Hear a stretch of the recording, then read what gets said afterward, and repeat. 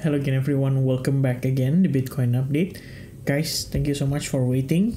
Di update kemarin saya nggak sempat update ya, karena actually nggak ada pergerakan yang gimana banget sih dari market. Dan nggak ada news yang seru untuk kita cover gitu. But today we have something on Bitcoin and I think we should discuss about it ya teman-teman sekalian.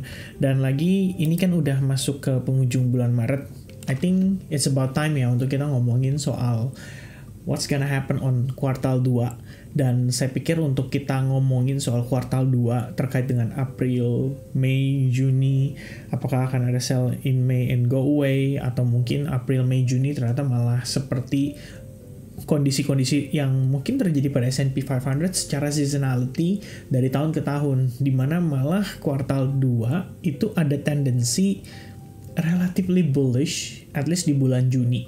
Dan ini menarik untuk kita cover teman-teman sekalian ya. Mungkin kalau kalian setuju kita do another live streaming, can type yes di kolom chat with a likes button ya teman-teman ya. Kita minta 750 likes button and then yeah, let's do another live streaming. Okay? So guys, what's gonna happen with what's going on with Bitcoin today? Sebenarnya Bitcoin kalau kemarin banget kalian perhatiin ya, ini closing candle pada perspektif pergerakan di hari Selasa. Actually do nothing guys ya. Ini cuman apa? Doji ya. Dia nggak create higher high, nggak create lower low, hanya di dalam candle bull yang terbentuk pada hari Senin lalu. And then today kita ngelihat ada rejection ya, slightly rejected. Tapi sebetulnya kalau kamu perhatiin dari time frame hourly, it's actually ada possibility menjadi terkonsolidasi saja. Jadi ini nggak benar-benar rejected, melainkan hanya konsolidasi. Namun kalau kita cek ya, what happened with S&P 500, ya akhirnya kita bisa perhatikan bahwa wajar jika Bitcoin tertekan. Ini pun Bitcoin nggak create lower low ya. Kalau di compare dengan S&P 500 tadi, tuh S&P 500 definitely udah create lower low. Di compare dengan situasi Bitcoin tadi jelas berbeda gitu. Namun yang perlu kita perhatikan adalah S&P 500 setelah dia mengalami retracement atau correction ya. Kalau kita lihat dari highest point-nya sampai ke bawah itu kan so far udah 10,5%. And finally dia bisa bounce up to 5%. Good enough ya. Ini juga reaction dari area apa? Order block teman-teman yang terbentuk pada perspektif time frame daily. Which means kalau kita lihat pada perspektif time frame 2 jam saat ini, ya sebetulnya ya kita bisa asumsikan bahwa bullish structure yang terbentuk di sini ada kemungkinan sekedar hanya membentuk sebuah struktur korektif pada pergerakan S&P 500. Jadi di overall idenya masih bisa dalam keadaan bearish, tapi selama 2 jamnya kalau kita lihat time frame kayak 2 jam di sini we're currently still bullish, ya udah kita bisa follow up based on idea tersebut bahwa at least buat ya risk on asset mungkin ya masih ada possibility kita ngelihat dia bisa rebound kembali. Oke, ini sementara yang terlihat pada S&P 500. Ya saya sih nggak confident enough untuk mengatakan bahwa hey this is very very bullish gitu kan. Belum teman-teman. Kenapa? Karena kita udah bahas juga sama kalian ya soal tarif itu masih menjadi uncertainty. Kemudian soal makro terutama dari sisi moneternya, the Federal Reserve juga belum sepenuhnya mendukung. Namun ada beberapa hal menarik yang mungkin kita bisa cover nanti. Kita bahas melalui live streaming itu. Makanya kalau teman-teman interested ya, again, type yes di kolom chatnya, terutama di bagian yang saya pin komennya teman-teman. Ya let me know dan help me with the 750 likes button, 750 likes button, and then kita gas ya. Go ahead guys ya.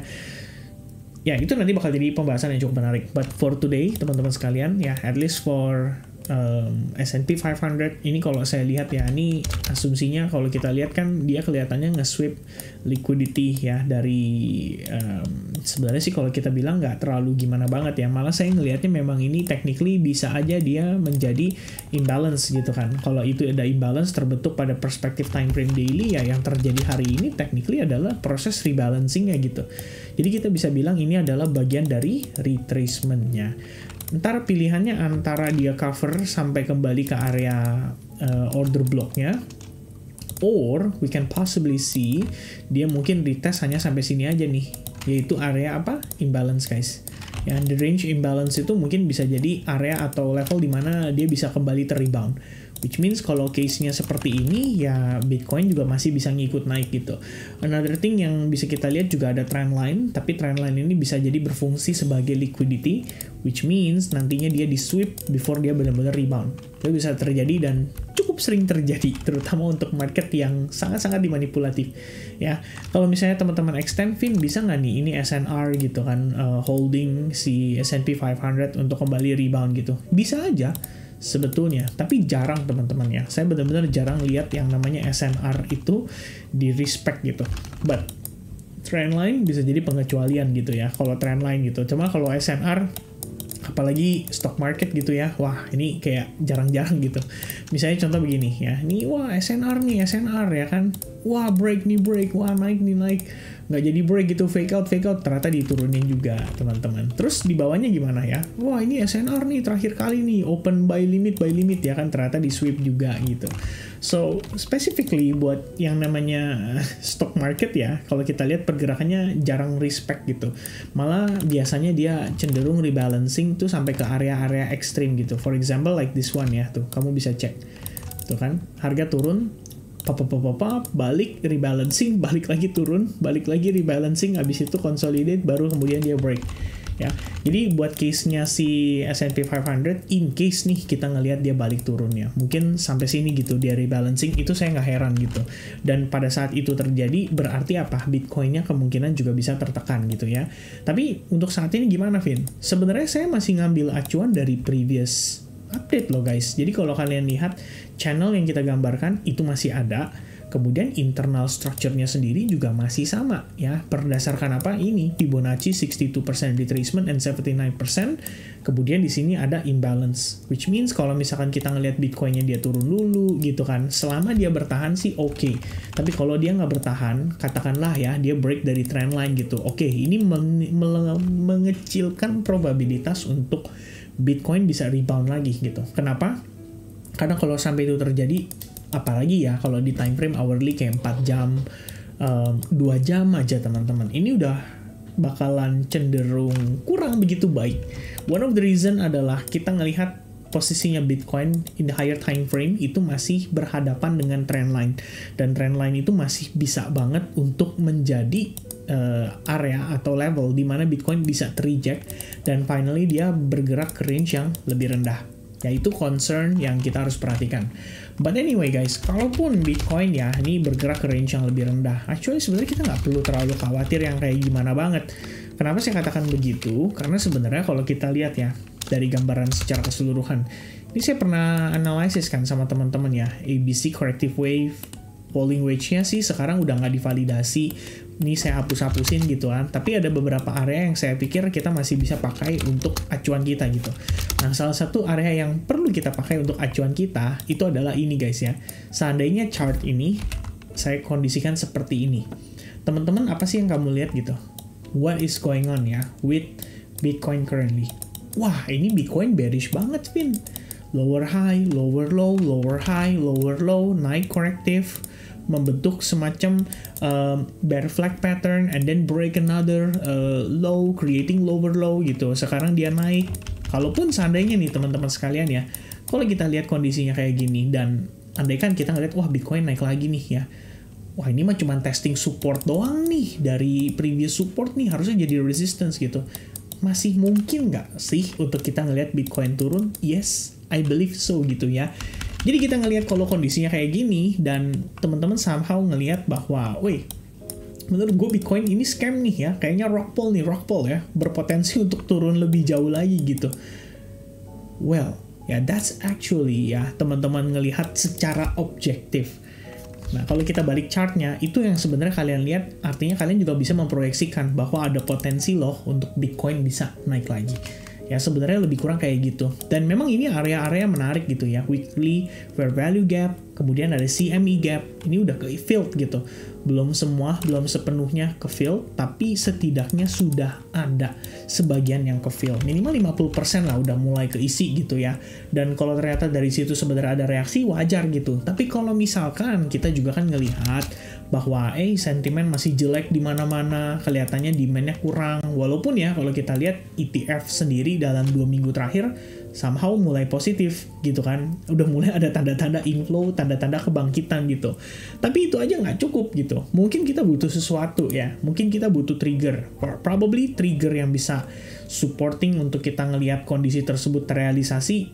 Bisa jadi misalkan inflation report yang dikeluarin di hari Jumat nanti gitu. Dimana kita ngelihat PCE price index year over year dan core PCE price index-nya gitu yang year over year. Kalau dilihat dari nowcasting inflation, angkanya sih ekspektasinya cenderung turun. Yang core PCE-nya tetap nih di 2,6%. Tapi PCE-nya di ekspektasinya turun ke 2,4%. Berarti dari 2,5% ke 2,4%. Harusnya relatif bagus. Kalau market bisa react dari sana, maka dukungan untuk sebenarnya Bitcoin untuk rebound ataupun S&P 500 tadi juga untuk dia rebound sebenarnya bisa lebih cukup baik sekali gitu ya. Bisa terrealisasi teman-teman. But for now, selama belum, ya sabar-sabar deh ya. Sabar-sabar dulu untuk saat ini guys ya. Apalagi kalau BCE-nya rilis datanya di atas forecast, mengejutkan, artinya the Fed masih harus hawkish, ya udah makin susah gitu kan untuk kita ngelihat dia benar-benar fully recovery gitu. But for now, as long internal time frame-nya ya, nih saya bikin analisanya ulang deh ya, biar kalian juga bisa lebih melihat ya bagaimana sebenarnya apa yang terjadi pada time frame kecil gitu loh sebagai acuan kita. Again, this is the range dimana kita bisa consider bahwa Bitcoin valid mengalami market structure shift ya, right here teman-teman sekalian, the moment dia creating yang namanya lower low. Oke, kita bikin ini jadi simple market structure. Ini saya bawa naik ke atas biar kalian juga bisa lihat ya. Tuh, that's the market structure shift. Kemudian apa? Kita punya higher high teman-teman per kondisi Bitcoin testing ke level ini. And then another higher high itu terbentuk tepatnya pada akhir pekan lalu gitu ya. Kalau kita lihat, bukan akhir pekan lalu ya, hari Senin teman-teman, kita lihat dia finally creating yang namanya another higher high. Pada prosesnya, Bitcoin memitigasi area-area tertentu, specifically area-area seperti order block, Fibonacci, dan lain sebagainya gitu. Kalau di sini kita ngelihat dia mitigasi area order block. Ya, begitu dapat, mantul dia create higher high. Nah, yang berikutnya, dia nggak bertahan di atas SNR. Kalau misalnya kalian, ini SNR nih, nah di break gitu kan, terkesannya dia nggak bertahan tuh di atas SNR-nya. Tapi kalau kalian pakai Fibonacci, rupanya di golden ratio kali ini dia bertahan gitu. Specifically di level 0,62% retracement tuh ya, react dengan properly, terkonsolidasi, artinya terakumulasi dengan proper, and then boom, another breakout, dan dia creating higher high. Nah, saat ini kalau kita lihat bisa pakai apa teman-teman ya? Bisa pakai Fibonacci juga. Ya, mungkin sama nih kayak sebelumnya gitu kan. Wah, bisa ketahan nih di 62% gitu. Atau mungkin sama kayak berikut sebelumnya lagi gitu. Bisa aja dia ketahan di kisaran area order blocknya. Katakanlah di range ini gitu. Jadi dia bisa turun dulu sampai ke level itu baru kemudian dia rebound lagi. But that's a big maybe gitu kan. Dan it all depends on bagaimana data PCE akhir pekan ini. Nah, saya rasa market akan bersabar ya nungguin data tersebut, atau kalaupun kita ngelihat Bitcoin-nya ternyata reject duluan, itu malah justru lebih bagus gitu. I mean ya, we do need to see Bitcoin having a correction atau retracement, terutama kenapa? Karena kita udah punya higher high-nya. Ya, higher low-nya gitu. Ini higher high-nya, higher low-nya, higher high-nya, higher low-nya. Sekarang ada higher high-nya. But the question is, where is our higher low? Belum ada teman-teman sekalian gitu kan. Kalau belum ada, ya udah kita tinggal sabar nunggu aja sampai dia creating higher low ya, atau area yang menurut kalian berpotensi menjadi higher low. Di situ baru cari decision makingnya gitu. Apakah saya akan ngelong? Apakah saya akan look for opportunity di altcoins, mungkin untuk ngelong sebagian yang sekiranya secara aset terlihat cukup menarik gitu. Misalnya contoh ya, Banana deh, kita ngeliat tuh, wah hari ini meletus dia ya, di saat Bitcoinnya lagi dalam keadaan konsolidasi malah cenderung tertekan, Banana meletus gitu kan. Kalau Bitcoinnya turun, ya Banananya juga mungkin kan turun nih. Kalau misalkan Banananya turun, Bitcoinnya turun, ya mungkin kita bisa nyari area-area zona tertentu gitu kan untuk kita trading kan. Nah, itu bisa jadi alternatif yang bisa diambil sama teman-teman gitu untuk sementara waktu ini. But for now, ya selama Bitcoinnya juga belum terlalu banyak pergerakan ya, sebenarnya agak was-was sih. Saya pribadi trading juga recently lagi nggak gitu oke banget gitu ya. Belum dapet yang setupnya kayak wah mantep gitu. ada eksekusi, udah perform, balik lagi ke break even. Ada yang baru masuk, kemudian wah nggak sesuai ekspektasi, terpaksa harus cut loss dulu untuk minimize resikonya. But overall, kalau saya pikir ya dengan kondisinya saat ini, saya rasa wajar gitu. Kenapa? Karena marketnya lagi bener-bener, Bitcoin-nya ya especially, setelah dia create higher high, pullback-nya segini doang gitu kan. Nah maka apa? Saya butuh Bitcoin kalau bisa pullback-nya daleman. Jadi kalau pullback-nya udah lumayan dalam sampai di range tertentu, karena kita anggap itu range discount, akan jadi kondisi yang menarik dan mungkin mendukung ya untuk beberapa aset ini bisa dieksekusi dengan proper, sehingga by the time Bitcoin memvalidasi higher low-nya, kita pun punya transaksi sudah ikut perform gitu. Kalau misalkan seandainya teman-teman, wah ternyata dieksekusi nggak sesuai ekspektasi, ya udah sih, kalau saya sih nggak ada masalah gitu ya. Yang penting apa, kita udah apply yang namanya risk management ya kan. Jadi size risknya kita, alokasinya proper, kemudian kalau nggak sesuai ekspektasi ya udah stop out and then move on, look for another opportunity ya. Itu kira-kira idea sementara yang saya bisa kasih atau saya bisa bagikan ke teman-teman. For now guys, remindernya adalah di hari Jumat akan ada data PCE, itu adalah inflation report yang menjadi patokannya Federal Reserve di dalam pengambilan keputusan mereka.